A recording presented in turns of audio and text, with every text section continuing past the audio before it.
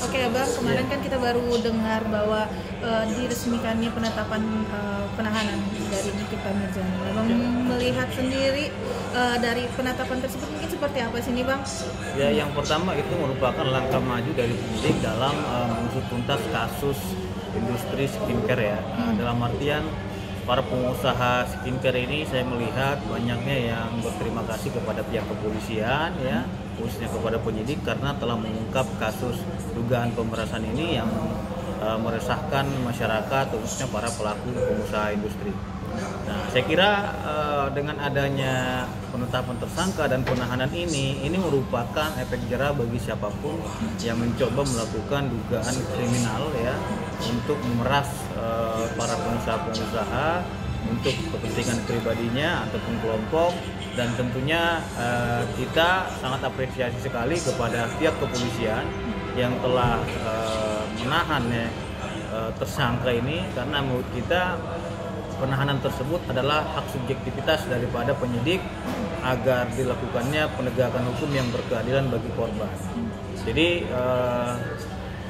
hari ini Polda Metro Jaya wajib kita apresiasi dengan sebesar-besarnya ya, karena penghormatan masyarakat kepada kepolisian itu haruslah dijunjung tinggi, karena pihak kepolisian telah menegakkan hukum bukan hanya kepada rakyat sipil maupun pengusaha dan lain-lainnya, semua sama di mata hukum, karena negara kita adalah negara hukum, Rekssat, bukan negara kekuasaan maksa. Di sini menunjukkan bahwasanya tidak ada yang kebal hukum, sekalipun seseorang itu seorang influencer, artis, seniman, pengusaha, birokrat ataupun pejabat lainnya, semua sama. Apabila memang ada melanggar ketentuan hukum pidana, ya harus ditindak sesuai dengan ketentuan hukum yang berlaku. Dengan adanya tindak tegas dari pihak kepolisian, salah satu membuktikan untuk tidak adanya tebang pilih dalam menangani kasus ya Bang ya? Ya, artinya Polri di sini hadir untuk korban. Polri memberikan penyidikan yang transparan, berkeadilan dan presisi dalam hal membuktikan bahwasanya Polri ada di tengah-tengah masyarakat, baik itu para pelaku usaha maupun masyarakat yang merasa dirugikan ataupun menjadi korban bagi pelaku kejahatan. Dalam hal ini ya kita juga harus melihat, sekalipun ini seorang artis ataupun public figure, para pendukung-pendukung daripada orang ini jangan terlalu fanatik terhadap idola kita, kan seperti itu. Harusnya netizen ataupun fans-fans pendukung daripada yang bersangkutan ini bisa menilai apakah memang yang didukungnya ini memang benar-benar orang yang bersih atau tidak. Nah, justru yang menjadi persoalan adalah ketika kita mendukung orang tapi yang kita dukung ini nggak benar. Jadi justru kita juga menjadi orang yang benar gitu loh. Maka dari itu masyarakat ya harus memberikan dukungan penuh kepada pihak kepolisian karena telah menegakkan hukum kepada pelaku ini dan memberikan rasa keadilan kepada korban sebagaimana amanat Undang-Undang Nomor 2 Tahun 2002 tentang kepolisian, bahwasanya tugas kepolisian itu adalah untuk melayani, mengayomi, melindungi dan menegakkan hukum di tengah-tengah masyarakat kita seperti itu. Bang, kemarin sempat ada hal unik nih Bang pada saat setelah penetapan penahanan dari Nikita kan dikeluarkan dengan menggunakan baju oranye dan terlihat bisa dibilang terlihat bahagia di depan awak media. Abang sendiri mungkin melihatnya seperti apa sih Bang? Saya melihat bahwasannya tolonglah kepada tersangka ini agar empati sedikit kepada korban, karena bagaimanapun ceritanya korban ini sudah dirugikan. Dirugikannya bukan 1 juta 2 juta tapi 4 miliar ya yang dirugikan itu berdasarkan informasi yang kita terima. Artinya apa? Dengan dia happy, berbahagia dan lain-lainnya, dan cara pakaiannya itu tidak sesuai dengan sebagaimana mestinya, saya melihat ini adalah ketidakempatian terhadap korban, maka wajar penyidik melakukan penahanan. Seharusnya kita selaku masyarakat sipil ataupun rakyat yang taat pada hukum, kita harus menghormati aparat kepolisian, penyidik di sini, gitu loh. Tentu harus kooperatif juga. Nah, karena saya lihat juga ini sudah berulang kali dilakukan penundaan ya, sehingga penyidik wajar melakukan penahanan karena penyidik menganggap tidak kooperatif ataupun sudah memiliki cukup bukti yang kuat untuk melakukan penahanan. Nah, dalam hal ini ya semestinya seorang public figure itu mencontohkan hal-hal yang baik. Seorang public figure mencontohkan kredibilitas yang memang wajib ataupun patut dicontoh oleh masyarakat. Tapi dengan tindakan-tindakan itu adalah tindakan yang memang tidak patut untuk ditiru ataupun dicontoh. Karena saya juga mendapatkan percakapan rekaman ya terkait dengan dugaan pemerasan tersebut, dari 5 miliar nego menjadi 4 miliar, itu kan hal yang memang luar biasa sekali. Tidak ada alibi untuk tutup mulut. Memang kalau memang dia review produk itu review aja, kalaupun ada kesalahan laporkan ke Badan POM gitu loh, bukan malah membuat hal-hal yang memang mengintimidasi orang sehingga orang tersebut merasa terancam ataupun merasa takut akan intimidasi yang dilakukan. Karena potensinya apa? Potensinya kepada konsumennya, pelanggannya dan lain-lainnya, itu mengakibatkan kerugian kepada pelaku usaha tersebut. Oke, Bang, ini kan sebelum adanya penetapan dari Nikita sendiri sempat terjadinya pro kontra ya Bang, di balik kasusnya Nikita dengan Dr. Reza Gladys ya Bang. Ada yang menilai bahwa ini hanyalah sebuah perjanjian bisnis untuk review produk gitu. Ada yang mengambil posisi tersebut, ada yang berbeda nih. Mungkin kalau ada jadi begini, yang dikatakan perjanjian tulis itu harus ada letter of agreement. Artinya adanya hitam di atas putih, surat tertulis antara kedua belah pihak. Yang menjadi persoalan adalah tidak adanya surat tertulis di antara para pihak. Kalau seumpamanya itu adanya perjanjian di antara mereka, perjanjiannya mana, kan begitu. Ini kan dari rekaman percakapan yang kita lihat itu kan bahasanya saya lihat bahwasanya ini kalau speak up ini bahaya loh, kan gitu, hati-hati loh dan lain-lain. Jadi ada ultimatum ataupun warning ya untuk tidak bicara terkait dengan produk-produk tersebut gitu. Ada bukan angka 5 miliar lagi dan lain-lainnya. Ini sangat miris sekali ya, sebagai seorang public figure kita harus jadi juga melihat pendukung-pendukung, netizen, fans dan lain-lainnya itu yang kita dukung ini apakah memang salah atau tidak. Justru penyidik telah menetapkan sebagai tersangka dan melakukan penahanan.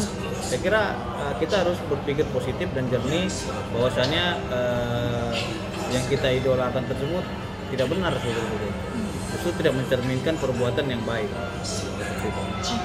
Oke, Abang kalau misalnya melihat dari kasus ini, apakah nantinya Dr. Reza Gladys akan memberikan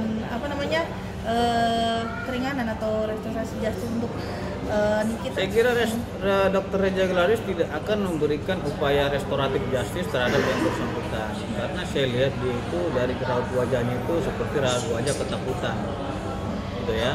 Mungkin dia belum pernah bermasalah dengan hukum atau perkara, baru ini seumur hidupnya mengalami hal tersebut. Apalagi kan orangnya pendiam, nggak mau komentar dia masalah kasus-kasus yang sedang berjalan itu, dan dia menyerahkan kepada penasihat hukumnya. Artinya apa? Artinya dia ini tidak ada memiliki rasa dendam kepada Nikita Mirjani, tidak.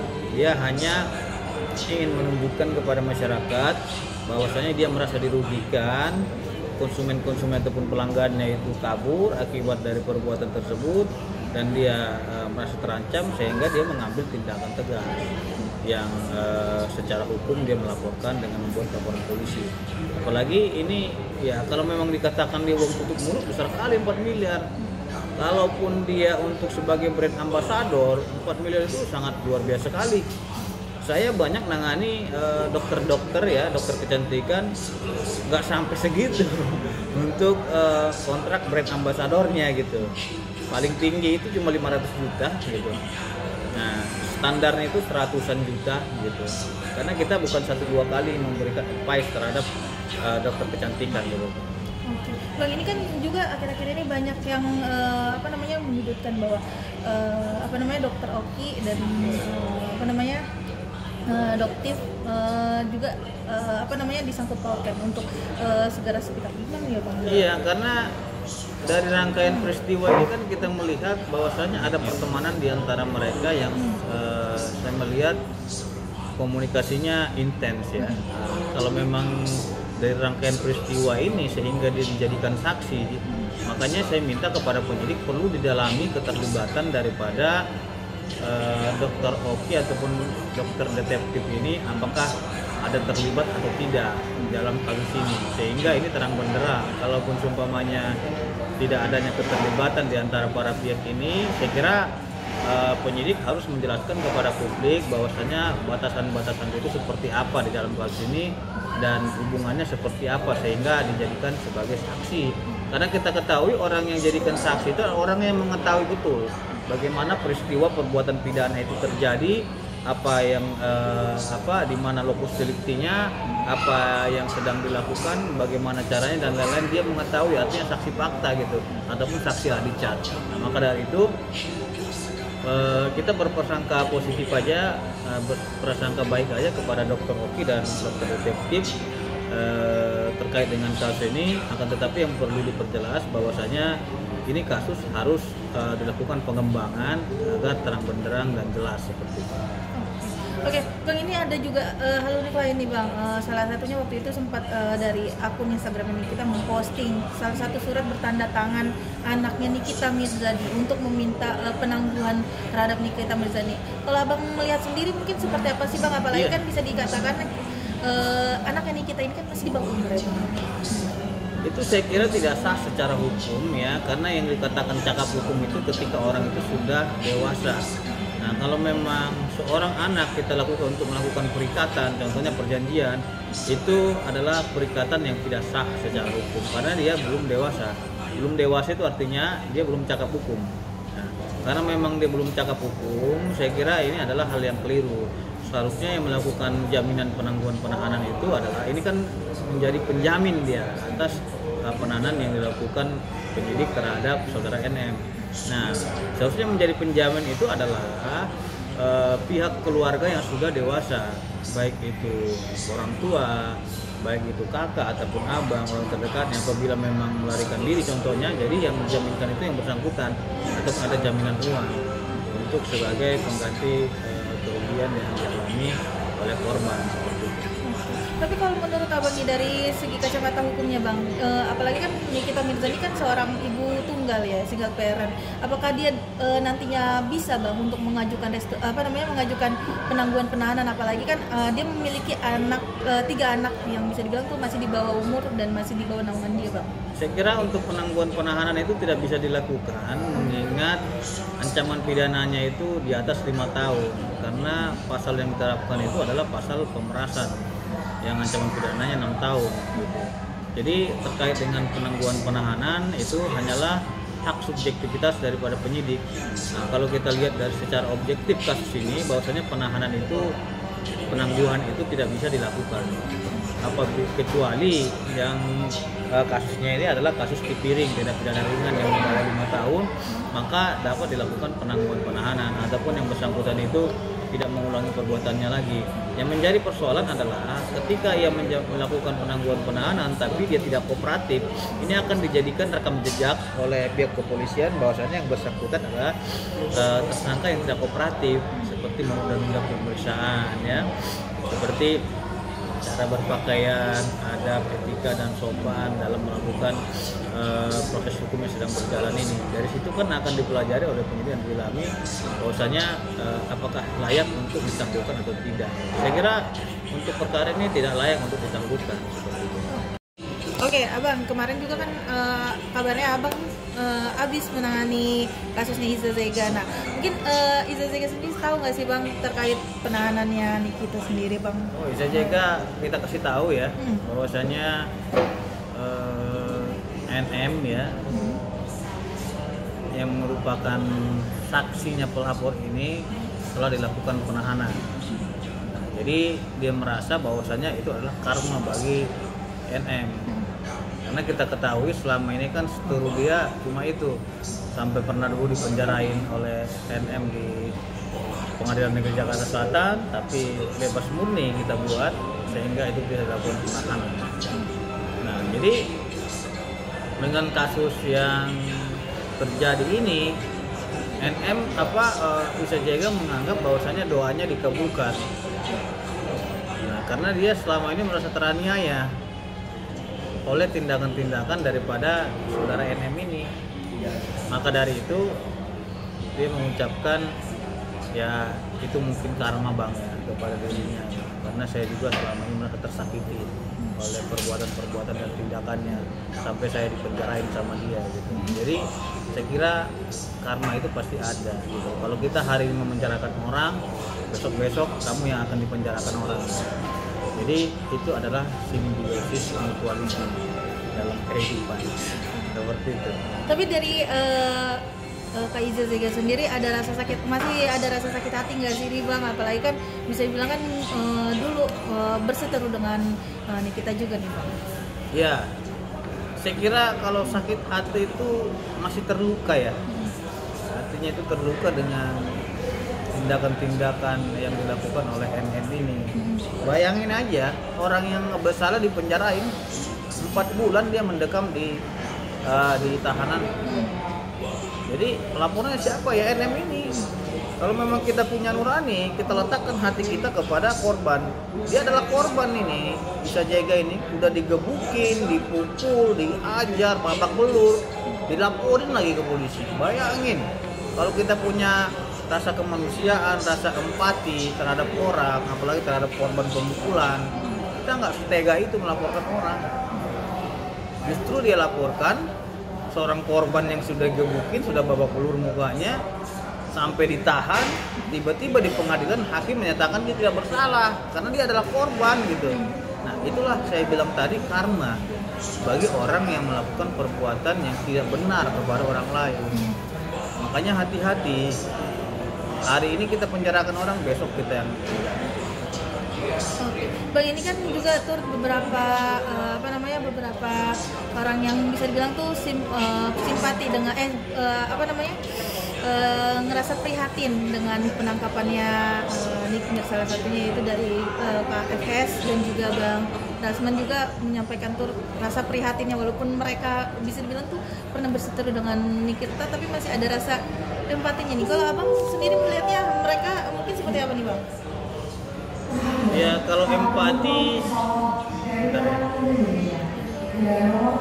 bisa dilanjut bang? gimana pertanyaannya? Ya tadi kan banyak yang menunjukkan rasa prihatin nih terhadap penangkapannya Nikita, salah satunya yaitu mantan teman dekat yaitu Mbak FS dan juga Bang Rasman yang bisa dibilang tuh baru-baru ini sempat berseteru dengan Nikita, apalagi sempat waktu itu ada insiden penganiayaan di Polres juga bang. Saya kira kalau prihatin ya kita prihatinnya itu karena ditahan. Tapi justru terang kita harus lihat apakah perbuatan kita selama ini sudah baik terhadap orang. Tidak mungkin ada asap kalau tidak ada api. Karena apa? Karena selama ini kita bisa melihat bahwasanya dia sering melakukan permasalahan-permasalahan hukum dengan orang lain, termasuk siapa tadi itu si Ramjan, gitu kan?